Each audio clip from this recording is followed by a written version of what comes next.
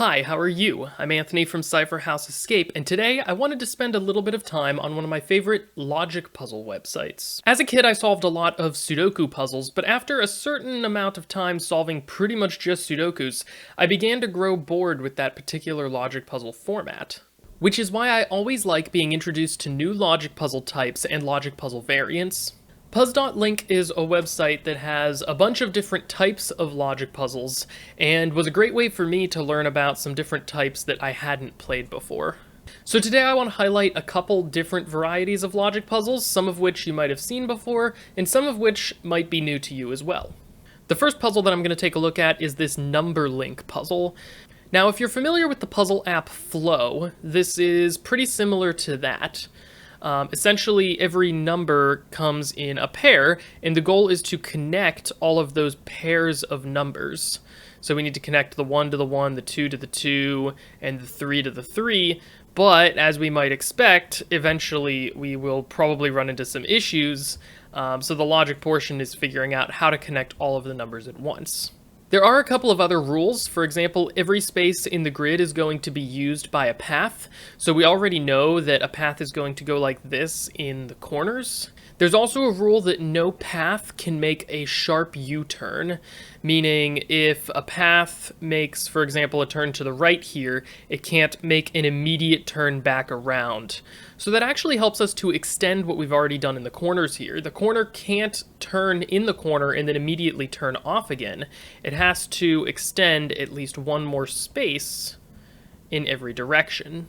And you might notice that in these corners where there isn't a number immediately in from the corner, there's now only two available places where the path could travel through these particular squares. So we can actually continue building off of these corners with these lines that do this. Now again here we see for this situation at the top of each grid, we can't have the path make a U-turn by connecting these two. So both of these paths actually have to continue through here. And then we're actually in the same situation again. This path at the top can't go down because that would create this U-turn shape that's not allowed.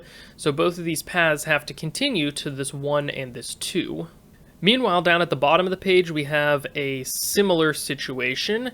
In order to prevent these paths from turning around and forming U-turns, we have to continue them until they reach a number. Now, looking at these lines on the outside, we see it going through the top left corner is a number 1, and going through the bottom left corner is a number 8. So obviously, we don't want those paths to connect to each other, and similarly with the 2 and 7 over on the right. So we can continue these paths through here. Now that we've extended this path around, the 4 has to come out here, which means that the 3 has to come out a little bit more, and that means that this one path only has one place to go, so we can kind of keep extending these. Now, in order for this 4 to connect to this 4 down here, the only available path that isn't already taken up by a different numbers path involves going through these cells here. So that means that the 2 path, the only place that it can go now is just straight up to the other 2, which completes that part of the path. We also have some restrictions on where this 7 can go, and that means that we can keep extending that 4 path as well. And now we only have one place for this 5 to go, and from here everything kind of constructs itself. The 8 has to escape, the 4 can connect down to the other 4 here, 5 goes up to the 5, the 1 comes over, 4s are connected, and there's the 3. And Puzz.link lets us know that we've satisfied all of the rule requirements and completed the puzzle. Now we're going to get into a bit of a weirder logic puzzle. It's one that I wasn't aware of until I started doing puzzles on Puzz.link. It's Sashi Gain. So the rule of this puzzle is to divide the grid into a bunch of L shapes. So things that continue off in one direction, make a single right-angled turn, and then continue in the other direction for at least one cell. The lengths of these sides could be just one cell past the corner or all the way up to the entire width of the board. There are 2 different types of clues in the grid. There's the arrows.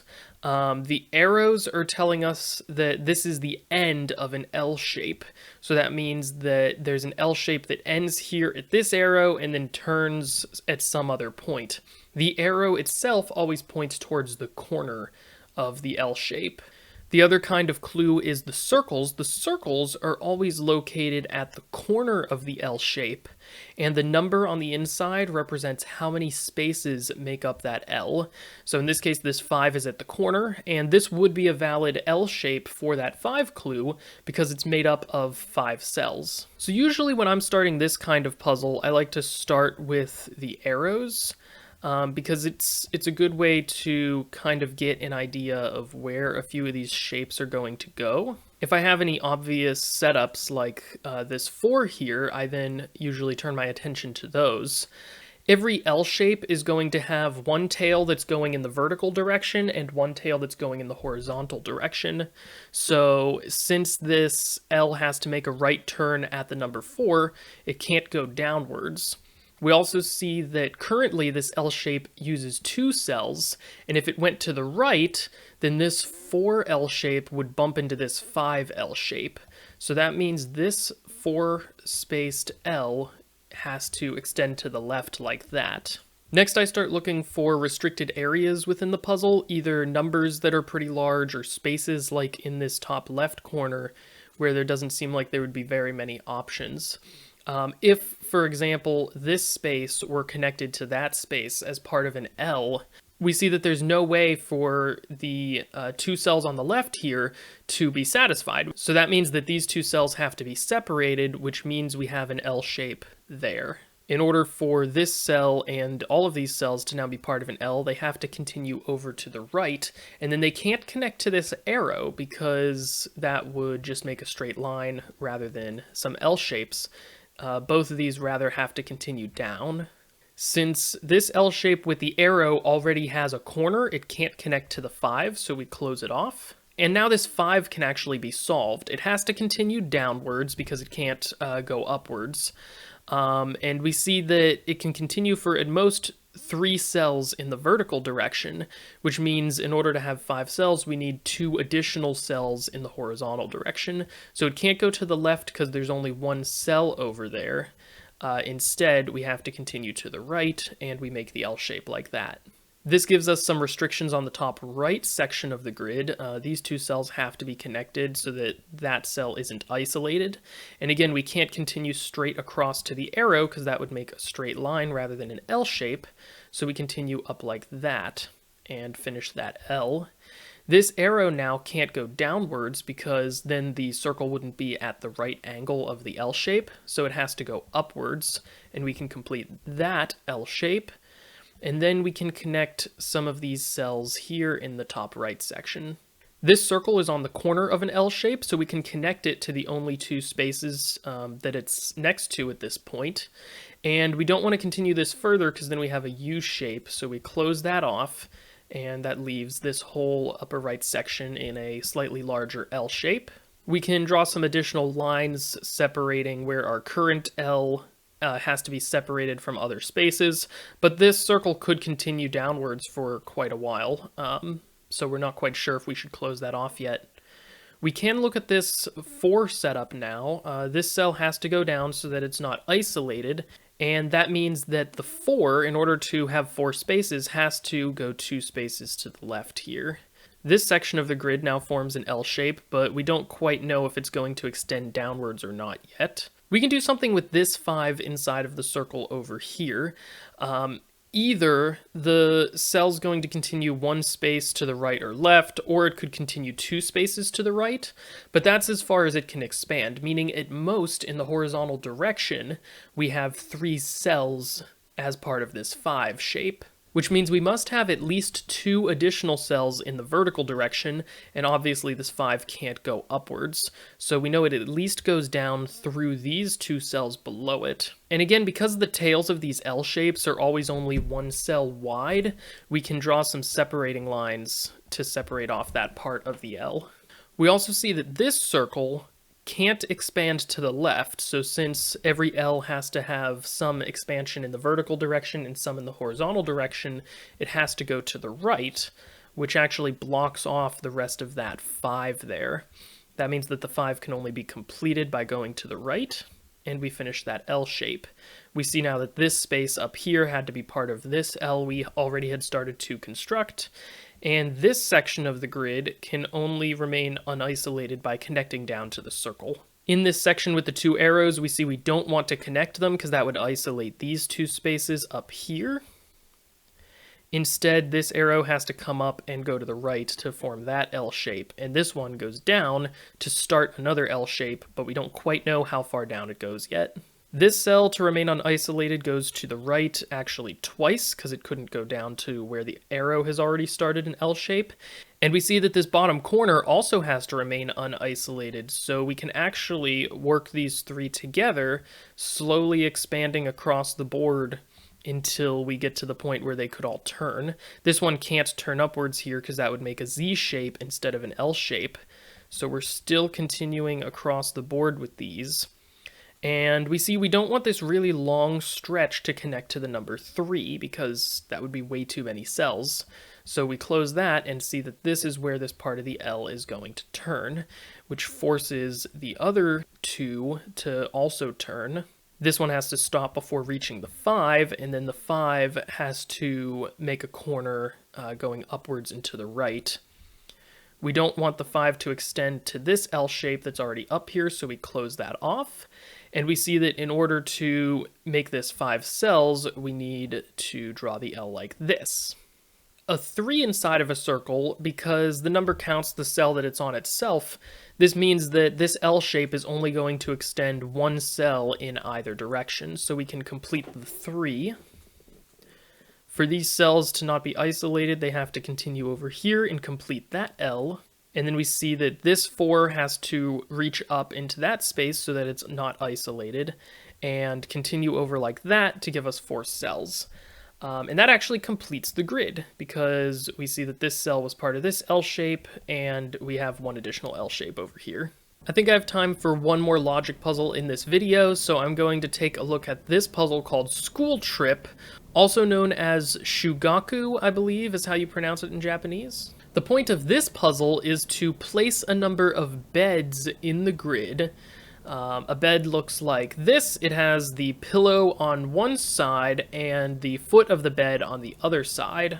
These numbers inside of the circles represent how many pillows are adjacent to that space, up, down, right, and left. A bed could be placed so that it runs to the right, to the left, or upwards, but you can't place a bed with a pillow at the top. That's forbidden by the rules. Not every space in the grid will have a bed in it.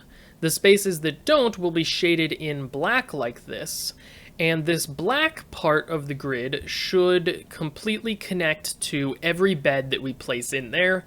Think of it as like an aisle or a hallway that people are going to use to walk to their bed. The black section of the grid also can't form any 2x2 sections like this here. So for this kind of puzzle, I obviously like to start by placing pillows around the largest numbers, so that 3 needs 3 pillows around it, and this 4 needs 4 pillows all around it like that. And I just kind of keep going through the grid, finding the numbers that are most restricted. Once I've placed all those pillows on the most restricted numbers, I start checking if I can add the foot to any of these beds. So for example, this pillow only has one way that it can go to complete the bed, and that's to the left. Same with these ones, they can only go to the right. We also need to remember the rule that a pillow cannot extend so that the foot is below it.